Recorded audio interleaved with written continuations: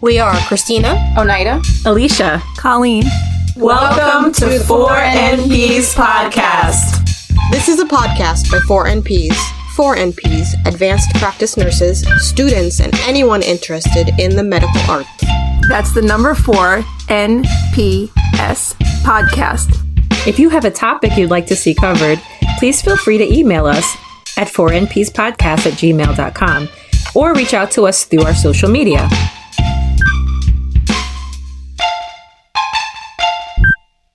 Hi there. Happy Nurse Practitioners Week. This week, we are interviewing Trish, an inspirational GI nurse practitioner who will share her journey with us. Trish is a wealth of information about precepting, knowing your worth, billing, and negotiating. Have a listen. Welcome to the podcast. It's just Oneida and I today, and we have the pleasure of interviewing Trish, who is a NP in gastroenterology.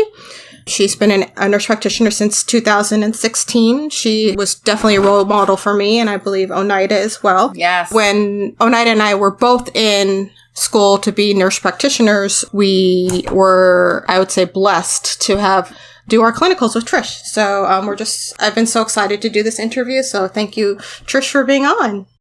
You were so sweet. I was so honored to be asked. I felt it was very humbling. It was a good feeling. Thank you. Well, listen, you were one of the first people when we were talking about interviews. I was like, Trish, right, Oneida? We were Yes. like, she's got to be totally. Because you're like such a strong advocate. Like you're just. Oh, thank you. Yeah, so. Thank you. Yeah. So what, do you want to introduce yourself? Let us know what you do as a nurse practitioner. Let the audience know. Sure. Well, as you know, GI is my life. I've been doing GI since '99. That's when I first met the docs that I work with now, but I had a 10-year hiatus from them. So when I was in nursing school, I was blessed to run into one of the doctors that just retired who advocated for me to join his group. So he waited for me to finish school, and he hired me, and it was such a blessing to work with somebody that I had known, because I think, as you know, it's a very scary experience going from RN to nurse practitioner. So it was nice to start it with a collaborating physician that was just so there for me. I was so sorry to see him leave this year, but, God bless him, he had to retire. So we work for a big GI practice. I work specifically with 2 GI now, down from 3. I see my own patients, but we collaborate. So there are patients. So I don't really have my own patients. I don't refer them. I consider them our patients. So I see about 9 to 11 daily. Like Oneida, I think you said in one of the prior podcasts, when you get to 12, it can be very stressful. If I get past 9 or 10, I'm extremely stressful, and I usually don't get out till 8 or 9 o'clock, so I don't really like to do that. And it's just it's a great clientele. We're in Westchester, great patients. They know NPs, or at least now they do. First going out the gate, not so much, which I'm not sure why, because there's so many NPs at our practice, it's ridiculous. I think we have up to close to 200 now. So we just keep growing and growing. We're from Manhattan to Kingston, so I solely work in Westchester. It's great. I have my patient load, do my thing, talk to my docs whenever I need them. I absolutely love it. That's awesome. Do you feel very supported by your doctors? I know. And I'm just going to say, I'm sure he would not have retired if he didn't have you, in the practice. He said he would have retired 5 years ago. had I not joined. Oh, man. Yeah, he really, truly did. I sort of saved him a lot of nights because I would just take his overflow. Oh, I'm so I'd sure. keep my tail end just to help him out because he was there till 10, 11 o'clock some nights. Oh my goodness. So I would just take his patients.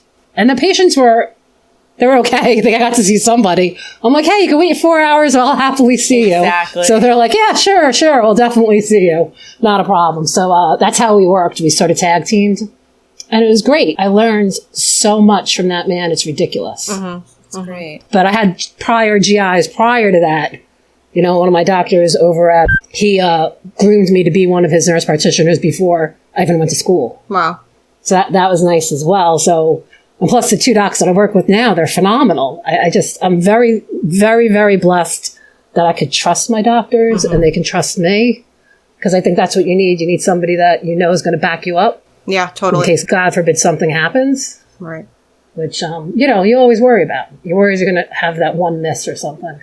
I think it weighs on anyone, but we just do our best. And do you feel like when you started out in that practice that, they knew what your role was, what it was going to be? It was a learning curve because they had one GINP prior to me, and supposedly she lasted about 3 months, not even. Mm-hmm.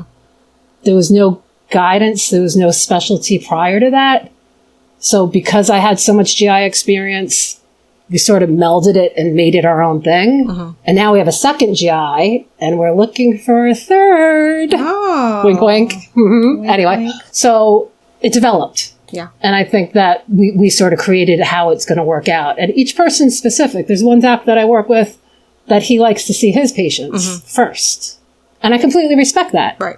You want to meet your patient before you scope them. Absolutely. And I would never think otherwise. So, and one doctor, he's like, no, I want you to see the second opinions. I want you to do everything. Get them in. Because I don't know if you guys know, we're actually going down to 4 GIs now. Did I know? Because two other people are leaving our group. Oh my gosh. Are they going to be replacing them or? Yeah, no, they're going to replace them, but it's going to be a little while. Yeah. That's hard. Wow. But besides that, we still needed the third nurse practitioner regardless.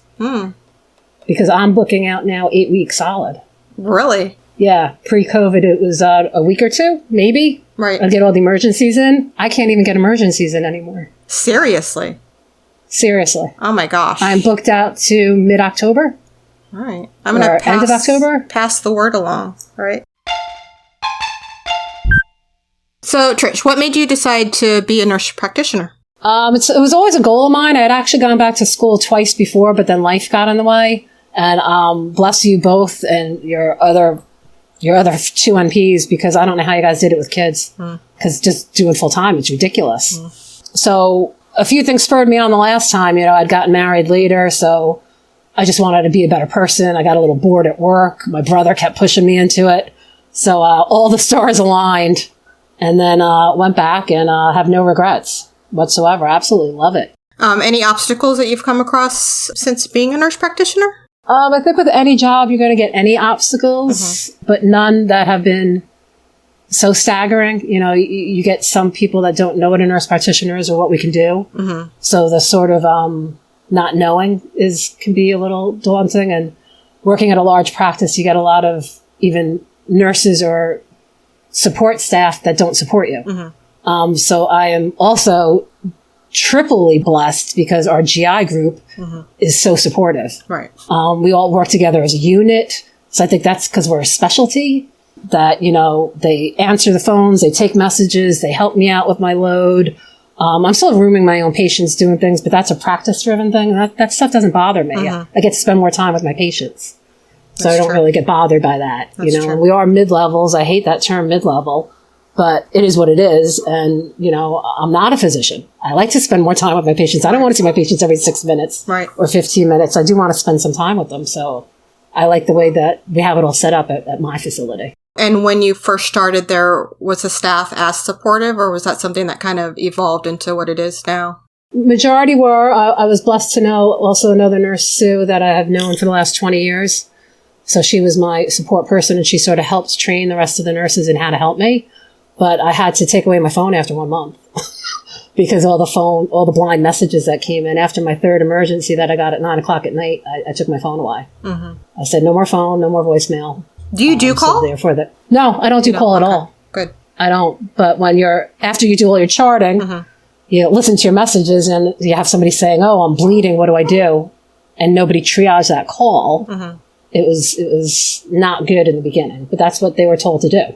Yeah. Oneida, you know about all the phone calls and returning. And yeah, it's not easy. It's hard. But I mean, I think that's, there's so many different directions you could go as an NP. And I think that's why you have to be really cautious about understanding how to negotiate properly, depending on what role you're expected to, I guess, deliver, So when you say you're mid-level at our practice, we're considered providers. They got away from the term mid-level. And I think it really has to do with the fact that we're still expected to do the same exact thing as a doctor in primary care. I mean, because essentially you're treating patients, you're diagnosing, you're doing everything that the doctor's doing, yet you're considered, or were in the past considered, a mid-level. And I think that's why they had to readjust things, because it just wasn't equal. It wasn't right to say that when you were expected to play the same role, and you're on call just like they are. But I think there's still a lot that lacks as far as what your equal pay is, and I think that that's unfortunate that a lot of NPs don't. You walk into that not knowing. And I think that's important for us here in this podcast to be direct about, so people understand that there is a difference, and it's fine to be mid-level. That's totally okay. As long as you're practicing in that role, Correct. If you're not, Absolutely. Then it's not okay. So there is a difference. Right. And I ran my contract through a few NPs that I'd worked with, but they had worked in different settings. So when you're reading that, your overhead and your paper and your staples and your phone calls are categorized under this percentage, you don't know what the hell you're reading. Yes. So until you get in there and then you feel like, all right, so I'm stuffing my own envelopes. I'm answering my own telephone. I'm doing you didn't realize it, because if you start using their resources, then your pay grade goes down. So it was 6 1/2 of one of the dozen. One of the doctors found out that I was rooming my own patients, doing all that stuff. And he was about to complain. I'm like, if you complain, my base salary is going to go down. I'm like, you really can't. I said, it's already in my contract. But I did renegotiate after 2 years, because I went in there knowing I was going in there because of these providers. Mm-hmm. So I knew I was taking a lesser salary because it was this big community place that they don't look at the salaries the way they should. They're getting there, mm-hmm. but they weren't there then. So I had a fight. I mean, I negotiated so much I was told I couldn't negotiate anymore. I was literally told. That, yeah. I ran into that day and I'm like, dude, what's going on? I haven't heard. He's like, I was told I'm not allowed to talk to you. I'm like, what?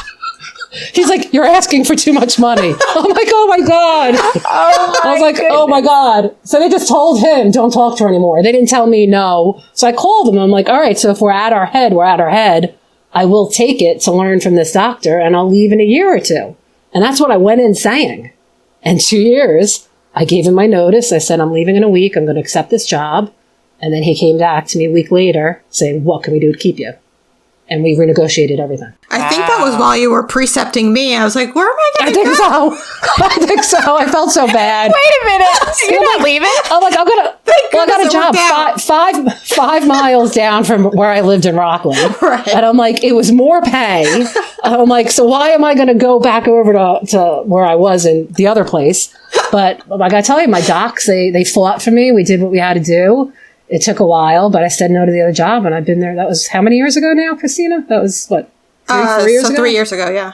Yeah, 3 years ago. I think you proved your value. That's what I was going to say. Yeah, like, they knew what they had, and that says it all. Right, but HR looks at it like you're a nurse practitioner that just graduated. Oh. Yeah, but what about my 21 years of nursing experience? Exactly. In GI. Right. Like, not even in GI. Your wealth of knowledge that you're going in with, like, they don't even... We're not looked at as doctors, so they're just like, oh, well, Right. Yeah. And when I told them that I said I'm going to be looking for a new job, I went to my boss first before going to the docs. And they offered me, I think, 3% raise. Mm-hmm. And I was like, that's nowhere near where we need to be. I'm so sorry, but no. Not to mention no commute. Like, you can't beat that. Right. So meet me somewhere. So, yeah. So don't be afraid to renegotiate if you have the skills to back it up. Right. So if you know your worth, mm-hmm. and if you're going in at a lesser pay, know what you could do. It was a rough 2 years, but we made do. It was what it was.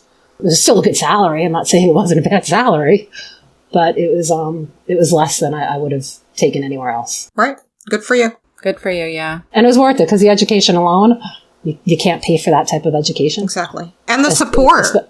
Right, without a doubt. And the respect. It's a lot easier, less stressful, so much less stressful. Yes. Right. I think, without a doubt.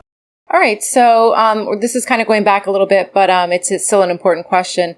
What was the process like when you graduated with your master's? Oh, it was such a blur. We had a good support staff. I went to Dominican, so we had a really good cluster of us that stuck together. And what did you do for your paperwork? Who's doing this? What form do you have to fill out? Nice. I also had a great employer. They did everything from A through Z. Yes. They did absolutely everything. Christine, I think you said they gave you a problem with your DEA, but I had no problem with the DEA when they did everything. Listen, had I stayed long enough, they would have. They probably would have gotten reversed. They told me I would, but whatever. But anything they gave me, I just signed things. I didn't know what I was signing. Sure, so I'll sign it. Yeah, they did everything. So was your credentialing process really long, or do you remember how long it was? It was about 6 months. It was very long. I was like itching to start working. I didn't start working until January 2017. I don't feel so bad. I graduated in August 2016. Yeah. So I was like livid. I'm like, what? I made them make me start 3 weeks before they even wanted me to, because I just wanted to try all the doctors. I'm like, I can't even work yet.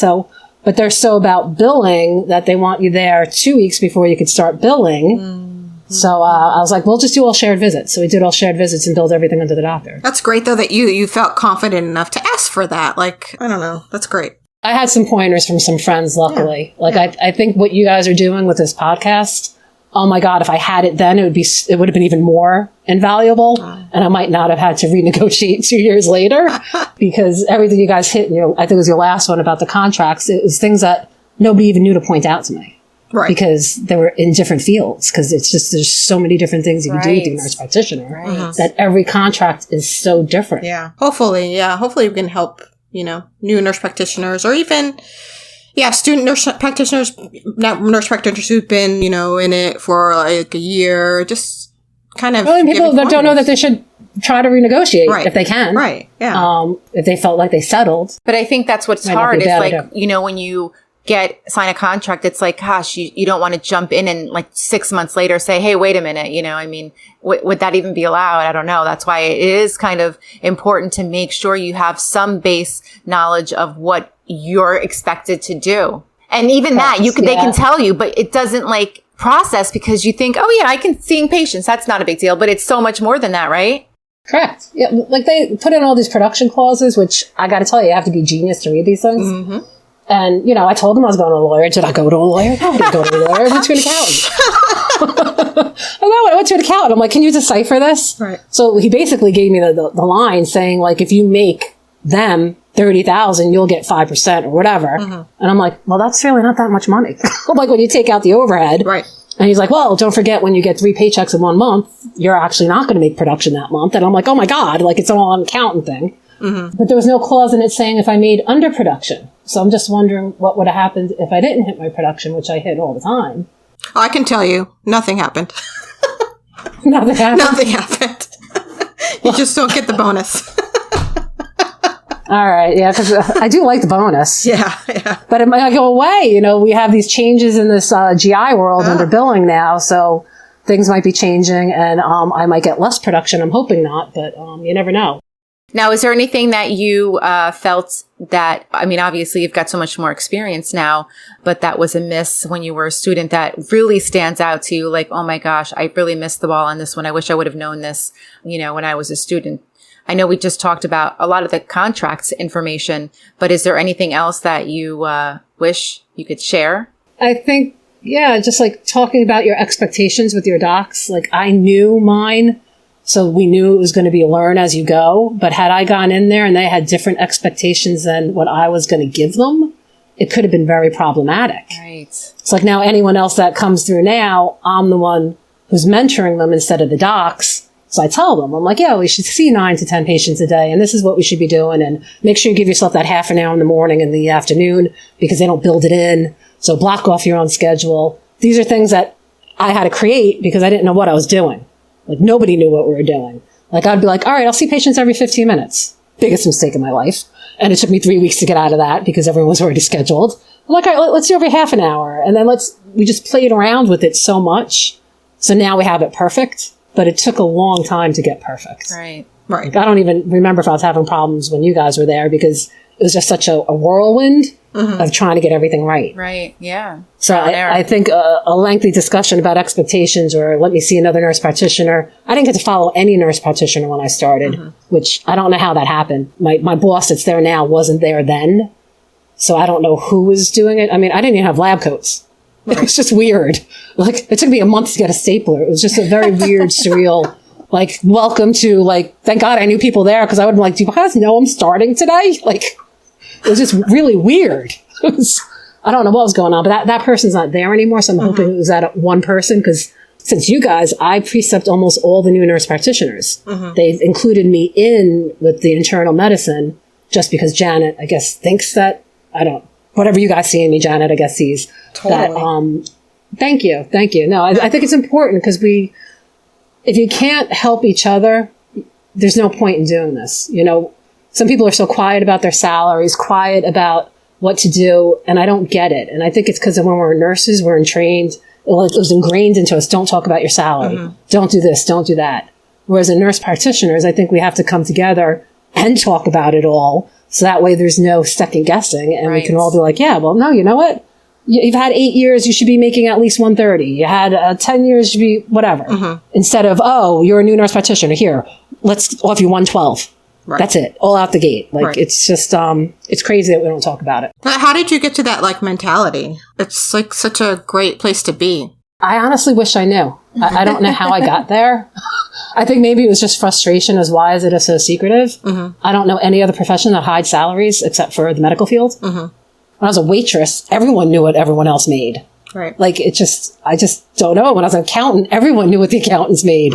Like, so I don't know why it's such a big secret. It's unfortunate. I don't know. It's unfortunate. It really is. I think we need to support each other more and be more open. Correct. I don't know how to, other than, I don't know. Any suggestions? I think, and this is not pessimistic in any way because I'm older, 50.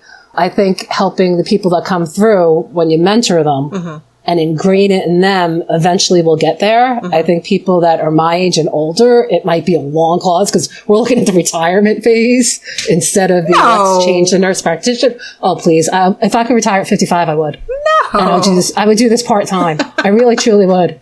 I never realized how exhausting it is to care about patients in a different level. Yeah.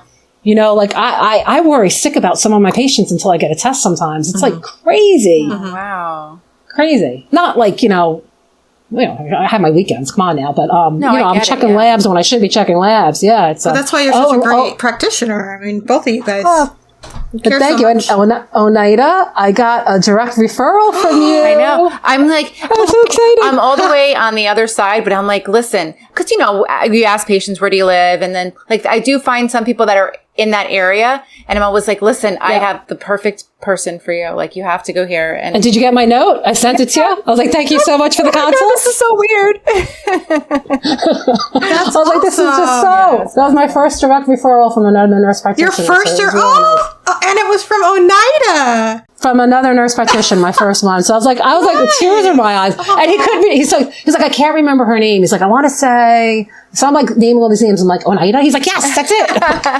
Yeah, that's awesome. Like full circle. That's awesome. Yeah, that's awesome. Yeah, so I thought that was just a couple of weeks ago, 3 weeks ago. I think I saw him, maybe 4. Yeah. I saw the note. I was like, oh, it's Trish.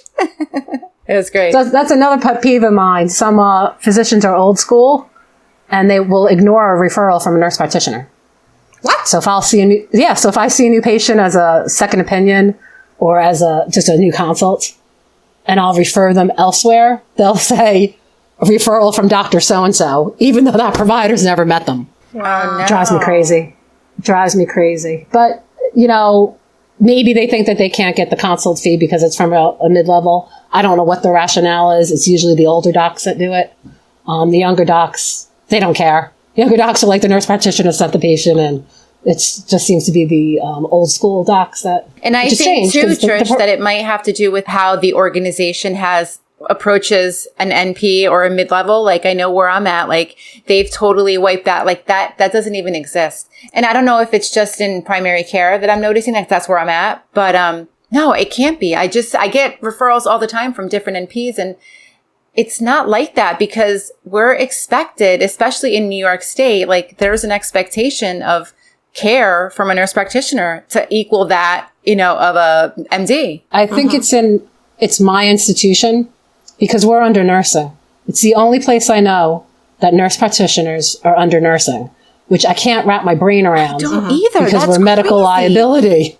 Like my boss is the VP of nursing, which it can't be because that's not the way my license goes. Yes. Right. So I honestly think it's because I know it started from a 10 group doc and it escalated to this thing over 30 years to this huge thing, but now it's sort of ingrained in their DNA. I don't know. I'm chipping away at it. My primary provider is a nurse practitioner, and they won't let me list her as a nurse practitioner, my primary provider in the group. So every time I go, they're like, who's your primary care provider? I'm like, oh, it's Meredith, blah, blah, blah. But we can't list her. Well, that's okay. She's my primary care provider. I don't care whether you listen or not. What do you do?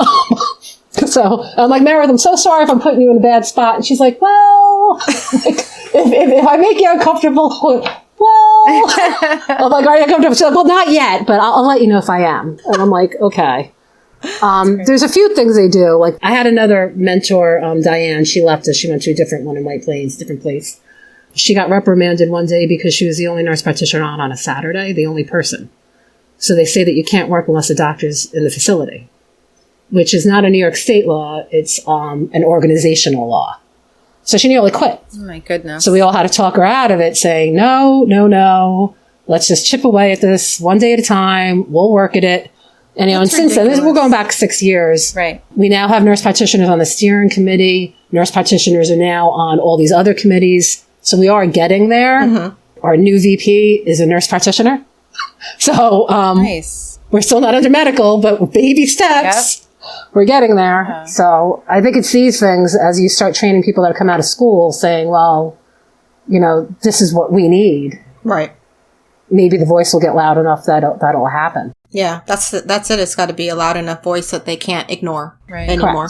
Yeah. Are you on any of those committees? I am not, but I attend all the committees. Okay. I do speak when I need to. Mm-hmm. I am more of the whispered into the ear of the person that's going to make the change. Only because I've fought my fight so many times already. I just, I'm so happy with where I am. Yeah.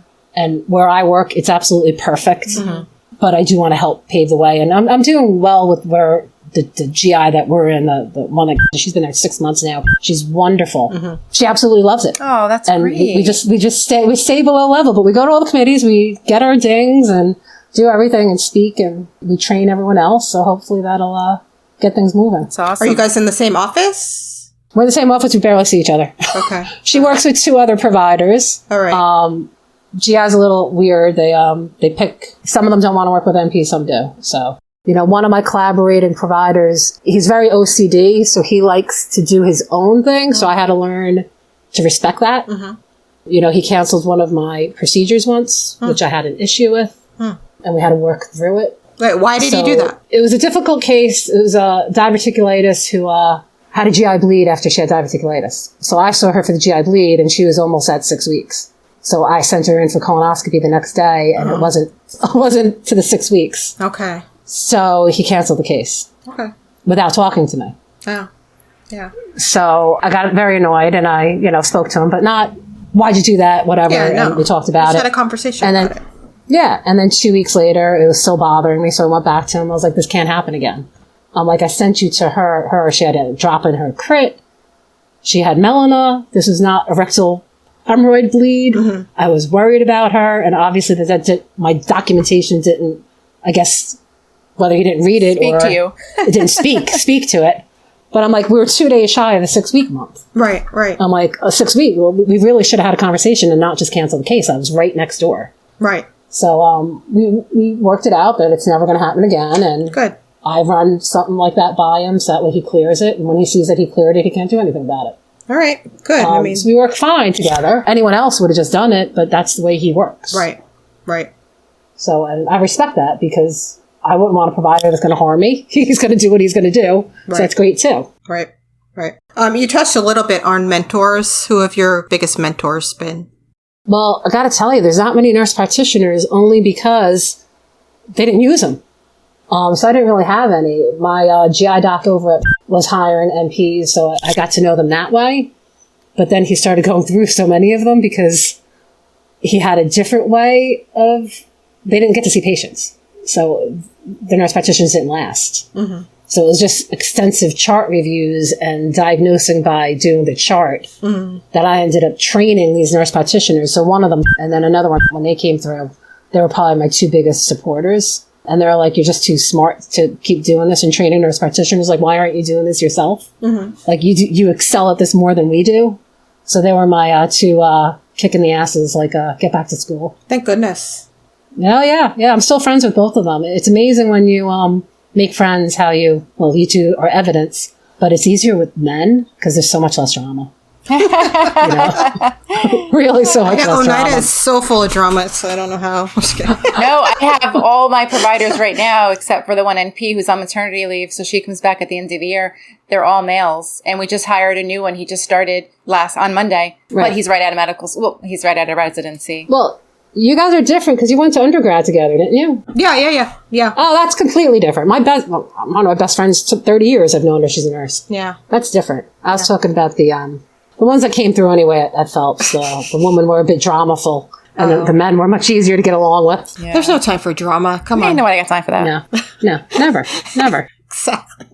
So Trish, I'm not remembering too well. How many patients do the GI providers see? I know that their schedules are different. It's like almost like what surgeons follow. Like they're in the office, seeing patients 2 days a week. And then the other days they're kind of split right between procedures and some visits. Yep. So it depends on the provider. The one that retired was scoping patients 5 days a week. So I think one does it 4 days a week and the other one does it 4 days a week. And then they see patients in the afternoons. And then they do one half day. When their hospital day, they do a half day. Okay. In my office I'm in now, for the most part, the providers are in the office seeing patients either 2 or 3 days a week, and then they scope the other days, just so that they're not all in the office at one time. Yeah, it's a space thing, too. Yeah, exactly. So just so readers, listeners know that, there's such a difference between specialties, right? And what you're going to do. So trying to really understand going back to where it is that you really think you want to be and what you want to gain from your experience.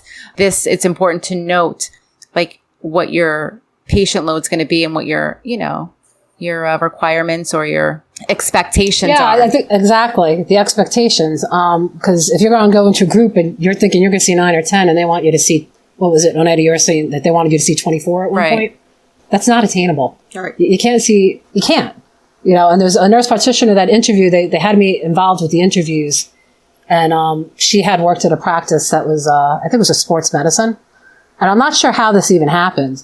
She was seeing 25 patients a day. And she was doing all the billing under him. And he would sign off on every chart, but never meet a patient. Mm-hmm. So I was trying to tell her when she was in the interview, but she only had 1 week left. And I was like, you do know that in New York State, unless the doctor physically sees the patient, you can't bill under him. Right. I said, you're not a PA. He had PAs prior to her. Mm-hmm. You're a nurse practitioner. It's different law. Yep. But she had no clue. Oh, and I felt so bad. I'm like, it's 1 more week.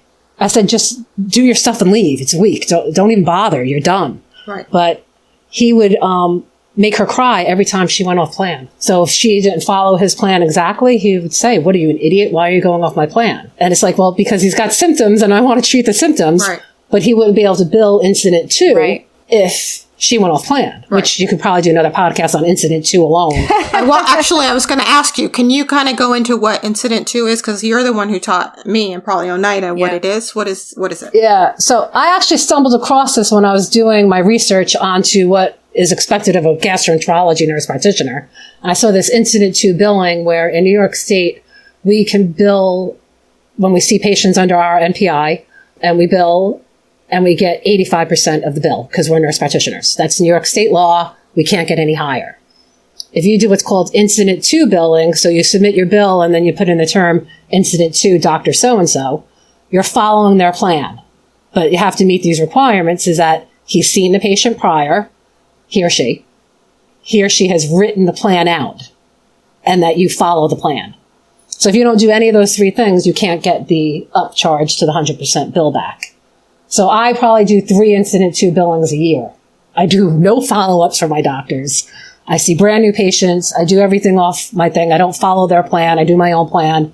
So I was trying when I negotiated to work this in, and I'm negotiating with the VP and a boss that doesn't even know what incident 2 billing is. So I'm trying to explain to them, I can't negotiate with you if you don't know what this means to my salary. Right. Right. Well, you can make production. Well, I can make production on 85% or 100%. Right. Big difference. Right. If I'm seeing 100 patients a week. Right. Or 50 patients. Right. Big difference. But they were not getting it. And that's when they shut me out of negotiation. And it was frustrating because I had interviewed with somebody that I knew for 30 years and he ended up being in management. And he knew that our facility was not great so far for the nurse practitioners, but it was moving that way. So he made me promise him to just give it a go. Uh-huh. He's like, if you have any issues, please come see me. Of course, he left after a year, and now he's an urgent care doc, and I still love him. But I'm like, oh my God, you left me. Because he sort of knew that, yes, you're trying to negotiate this. Because I asked him, like, who do I talk to? Mm-hmm. I can't get past this incident to billing. I need help. Right. Who do I talk to? So he's like, well, maybe try HR again. Mm-hmm. So, and I tried to talk to the doc. My doctors, they didn't even know what incident 2 billing was because they hadn't had a nurse practitioner before. And I'm like, oh my God. Right. So anyway, it worked out with the second rounds of negotiation because I don't do incident 2 billing. So therefore you have to up my salary. Whereas if you're like somebody that does Coumadin testing or something, or somebody that does follow up for cardiology where the cardiologist has to see them first, you're doing all incident 2 billing. Okay. So you're getting more money back every week. All right. We're actually going to be interviewing, we're going to be interviewing Nicole. Oh, perfect. So I think she probably does incident 2 billing. Yeah, because she does she does a Coumadin and she does the diabetes follow-up. But she's back in school now, so good for her. Yeah. Me and her went to undergrad together. I think I remember, remember we went to undergrad, so she's been at our facility the longest. Okay. All right. So hopefully, I don't know if she's going to be one to change anything there, but when I first started, she got 6 nurse practitioners out to like sort of help me, and that's how I met Meredith and Diane, who we just clicked the 3 of us. So it was really great. I've talked to Nicole, not too much, but we're Facebook friends, but we're such different clientele that we don't talk to each other that much about our patients. Yeah. Whereas I talk to Meredith all the time because when Doctor was doing internal medicine and he would give me one of his patients that had like a rash or, urinary issues, I would freak out because I'm like, what do I do? Help me! So I called and I'm like, I don't know what to do. I'm GI. I don't know what to do with this. So she would laugh at me. She's like, start with the urinalysis. You'll be fine. I'm like, okay, thank you. I love we don't have like a strong base, as far as like negotiation and contracts, but I feel like the nurse practitioner community, we're very supportive of each other. I love that I can go and this is the first time I'm working with a nurse practitioner. I'm also working with a PA who's amazing. And it's just nice to have that person to go to kind of like say, I don't know what I'm doing. Help me. So it's just, you got to be there for each other, Yeah. How did COVID like change everything, like as far as your practice? Yeah. I don't see patients in my exam room anymore, which is my office. I have a window now too, just in case you both know. We're in a new building. Wow, that's great. That's right. Yeah. I negotiated my window and my team, I think. So, listen, so deserving. Yes. Hey, I got to tell you, the window really helps. It really, truly helps. Yeah. I don't have a window, FYI. No window for negotiations. As long as it's bigger than a closet. You remember my room; it was so small. So I don't see patients in my exam room since COVID. So I work it around it because my docs are scoping basically every morning, 7:30 to 3:30.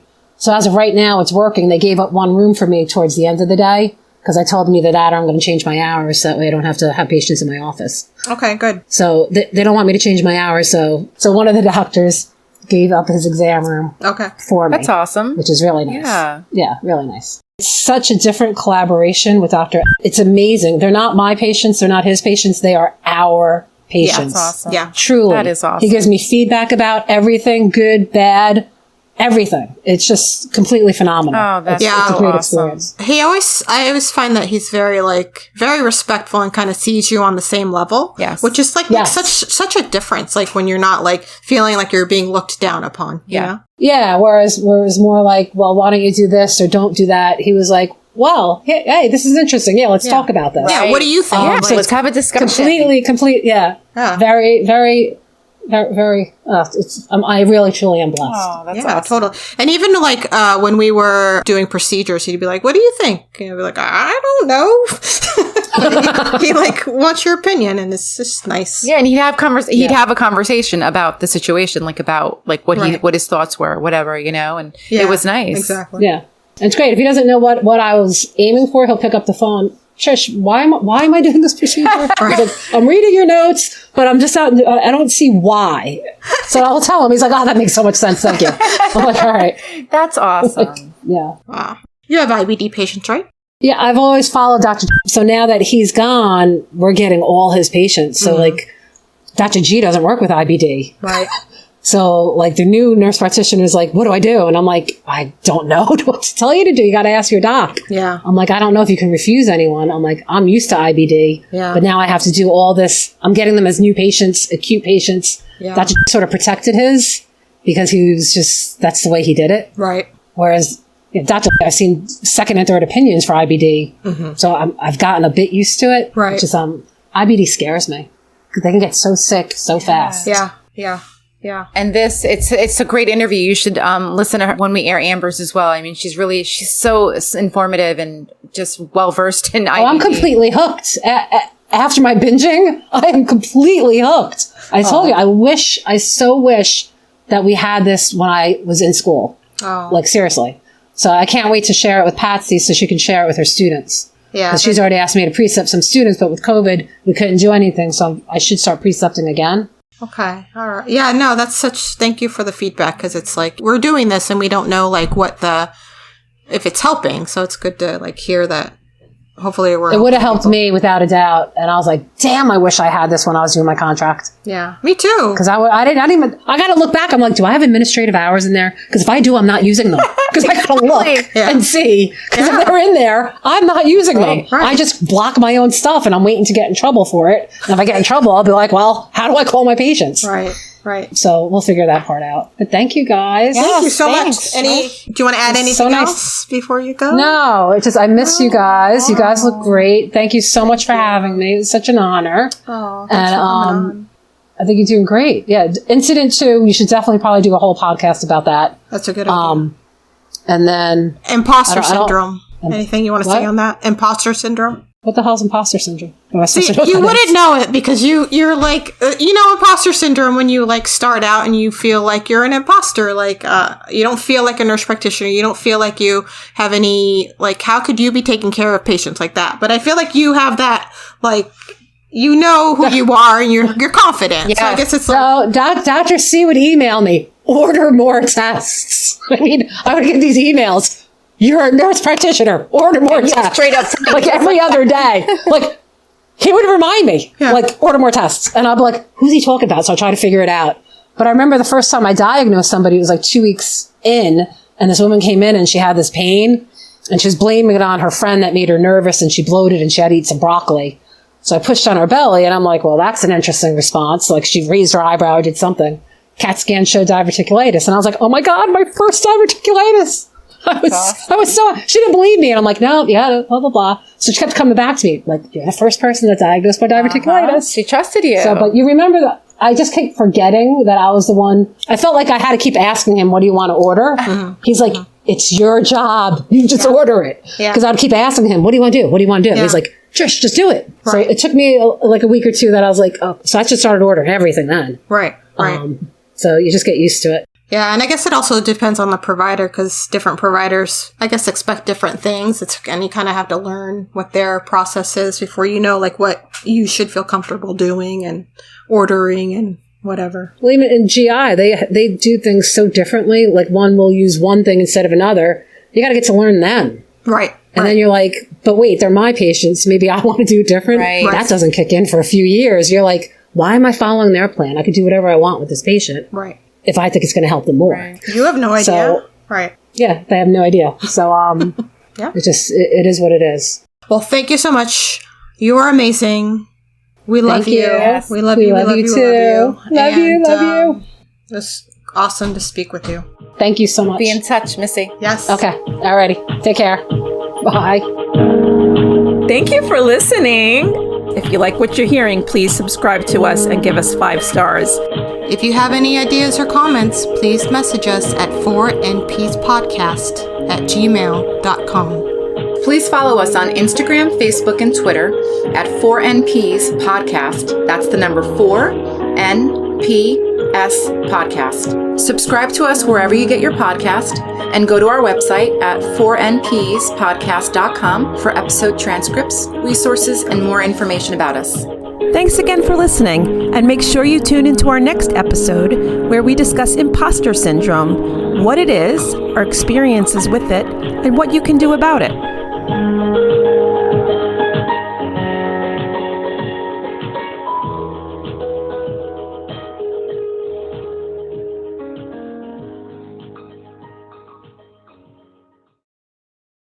The information in this podcast is for educational purposes only and should not be used in substitute for professional care by a medical provider.